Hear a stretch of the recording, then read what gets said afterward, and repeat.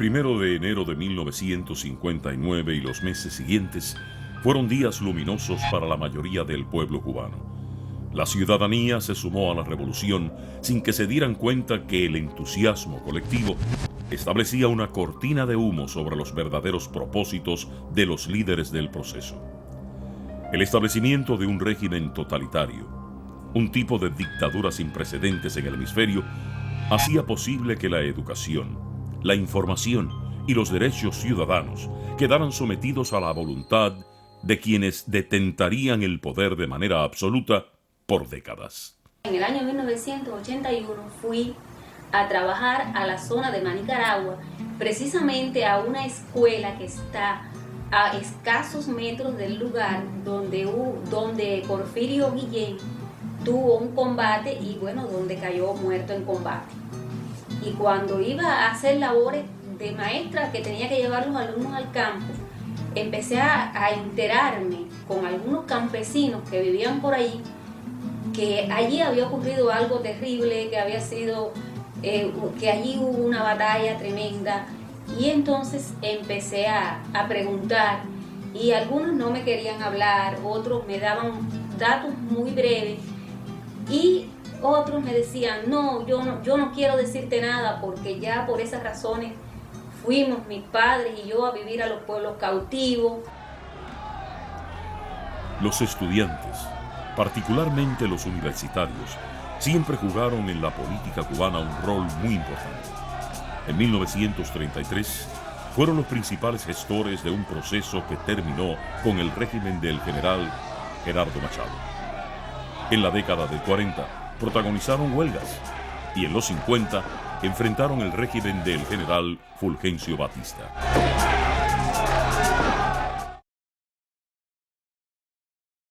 Fue en esta última década que se fundó en Santa Clara, conocida como la Ciudad de Marta, la Universidad Central de las Villas. Allí estudiaban jóvenes que querían un mejor futuro para ellos y para su país. Porfirio Reimberto Ramírez Ruiz, a quienes sus amigos conocían como el Negro, fue uno de aquellos muchachos que lo arriesgaron todo para alcanzar sus sueños. Yo nací en el mismo año que la llamada revolución tomó el poder. Yo nunca los conocí, yo era una niña. Sin embargo, allí en Manicaragua encontré personas que me los fueron presentando. Pude enterarme entonces y pude ir conociendo a personas como Porfirio Ramírez, como Sinesio Walsh, como Plinio Prieto. Paulino Fernández fue amigo y compañero de estudios de Porfirio Ramírez en la Universidad Central y también en la Escuela de Comercio de las Villas. En el año 56, cuando yo empiezo en la universidad, Porfirio está cursando el tercer año de Ciencias Comerciales. En aquel momento, en la universidad no existía federación estudiantil ni ningún tipo de organización estudiantil, pero ya la inquietud dentro de los estudiantes se estaba manifestando.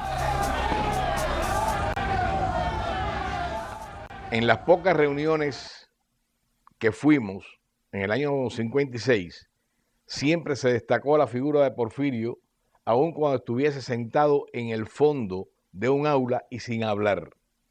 Era el líder innato, el líder que todo el mundo respetaba y admiraba sin necesidad de que él tuviese la intención de sobresalir. Porfirio Ramírez se alzó en armas contra el régimen de Fulgencio Batista y su amigo de la infancia Carlos Marcelo a fines de 1958 fue a verle al Escambray para que abandonara la lucha armada. Bueno, sí, eso fue un pedido de su mamá, porque pensaba que hubiera una ofensiva muy grande para Escambray, el ejército del gobierno que existía, y entonces ella me pidió que si podía ir a hablar con él, y que ella le pedía eso, que se retirara del Escambray y que viniera para la casa o escondido que fuera para ver si se podía ir para afuera, que es lo que ella como madre quería tenerlo vivo, que la ofensiva iba a ser muy grande y ella pensaba que lo iban a matar. Entonces las palabras de él fueron: Carlos, te lo agradezco mucho, eres mi hermano, le dices a mi madre que yo estoy en esta misión y yo creo que yo salga vivo, que me perdone, que algún día lo veremos otra vez. Eso fue en Manicaragua, Las Villas.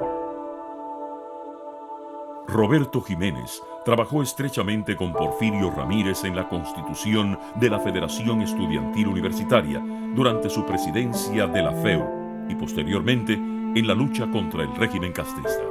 Bueno, yo conocí a Porfirio realmente ya cuando en las primeras reuniones en la FEU.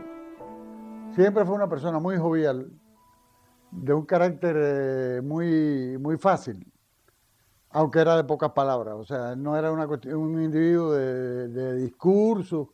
No, en ese aspecto él era muy parco y muy directo a las cosas que él quería.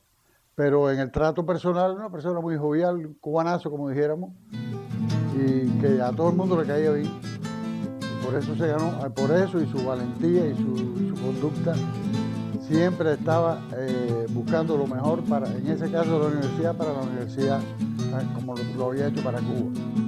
Porfirio Ramírez siempre fue un señor muy medido, muy noble, muy sincero, buen amigo, buen vecino, buen hijo.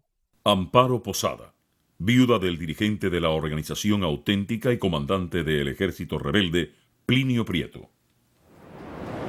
Prieto tuvo varias discusiones con Castro durante el período insurreccional y posteriormente fue perseguido con saña por Ernesto Guevara. Hubo una vez una reunión en México, yo estuve en ese momento allí también, cuando estaban preparando la llegada de la avenida para Cuba, y que se llamaba el Gran, estaba allí y estaban los grupos de los auténticos, que era cuando Plinio estaba hablando con Fidel Castro, yo estuve presente.